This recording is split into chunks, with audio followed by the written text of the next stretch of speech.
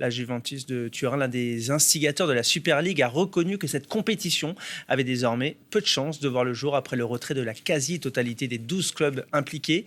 Et les supporters anglais y sont pour beaucoup. On retrouve les précisions de Chloé Duval, notre correspondante à Londres.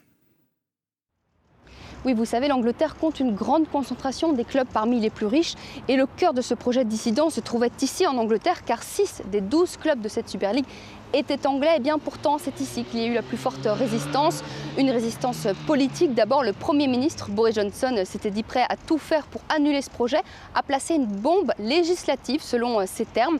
L'opposition travailliste était aussi montée au créneau, même le prince William, le président honorifique de la Fédération de football, avait partagé son inquiétude.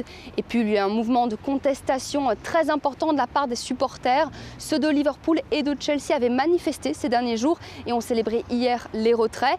Et même à l'intérieur des clubs, tous n'y étaient pas favorables. L'entraîneur de Liverpool, Jürgen Klopp, et certains joueurs avaient déclaré ne pas avoir été consultés et avaient pris leur distance. Et c'est bien cette consultation globale qui a poussé les clubs anglais à faire marche arrière et à quitter cette Super League. Un retournement vécu ici par les supporters comme une victoire.